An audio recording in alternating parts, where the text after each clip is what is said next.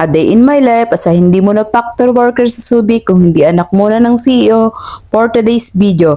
Ha ha ha ha. Nga ay late upload dahil matagal ko na nga itong na-shoot. Ngayon lang ako nagkaroon ng time ma-upload. Ha ha ha ha. Ang anak nga ng CEO, ha ha ha ha, ay napagpasya na magtayo ng tindahan dahil ang pera ay wala na mapaglagyan at puno na ang patasan. Habang naguhukay ang tauhan ng anak ng CEO, ha ha ha ha, ay nagpa-deliver na din nga pala ng materyales na gagamitin sa paggawa ng tindahan. Sila nga pala ang masisipag na naguhukay sa tatayuan ng tindahan.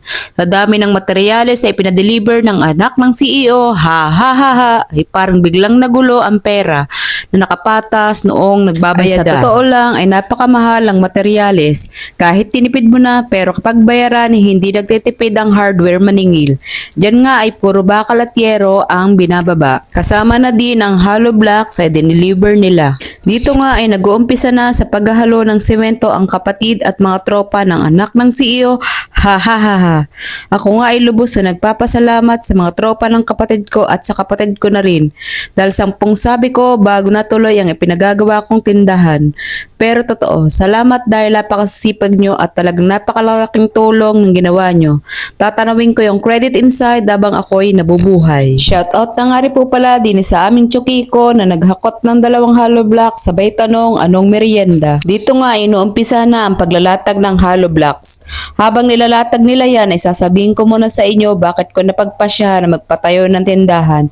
Dahil bilang anak ng CEO, ha ha ha ha, dito sa Bataan at factor worker naman dito sa Olongapo or Subic ay hindi naman tayo palagi ang may pasok sa trabaho. Dahil minsan ay mas lamang pa ang forced leave. Kaya pumasok sa isip ko na kahit paano ay magtayo ng isang maliit na business at yun nga ay ang tindahan. Alam kong maraming tindahan dito sa lugar namin at pumasok na din sa isip ko na minsan ay hindi naman palaging mabenta. Pero magiging katulong ko din ito sa oras ng kagipitan. O baka ito pa maging dahilan para lalo akong magipit. Wag naman sana. At sa mga nagtatanong, Ate Divine or Divine, magkano ang nagastos mo? Ay sa nagastos po ay medyo malaki din dahil nga mahalang materyales at haplang po ang semento na mas nagsisipa ako na hindi ko pa binuo dahil mas mahal pa ang bakal na ginamit sa kalahati. Tapos bibili ka pa ng plywood at sa nagtatanong naman kung saan ako kumuha ng panggastos, ayun po ang naipon ko sa pagtatrabaho ko.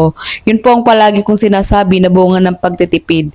Hindi po ako maluho, palagi lang akong sapat sa sahod. Basta ang importante kahit piso pa yan, ay may naitatabi ako para hindi ko nauutangin kung kailangan ko. Alam ko hindi tayo pare-pareho ng pinagdadaanan at gastos sa buhay.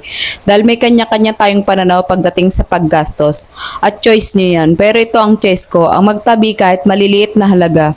Kapag may sahod, pero hindi din naman palaging meron. Minsan sabi ko nga sapat lang. Blessed lang din ako dahil may nanay akong matipid din pagdating sa paggastos at pinagkakasya niya yung binibigay kong budget. At may mga kapatid akong katulong sa pagbabayad ng bill sa bahay. Mabalik na nga tayo sa video, napakabilis talaga ng pagkakagawa nila. Dahil nga sobrang dami talaga ng tropa ng kapatid ko na nagtulong-tulong para gumawa.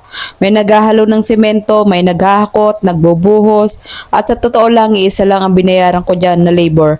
Halos lahat ay tropa ng kapatid ko. At ito nga pala ang anak ng CEO, ha ha ha ha, na hindi mo na factory worker sa Subic. Dito na nga ito ng paggawa nila dahil nga sabi ko ay half lang ang semento at half ay plywood ay nagumpisa na sila mag-welding ng mga bakal na pagkakabitan ng plywood. Nagtulong-tulong na din nga sila, may nagsusukat at nagpuputol ng bakal, meron din naman nagwe-welding na.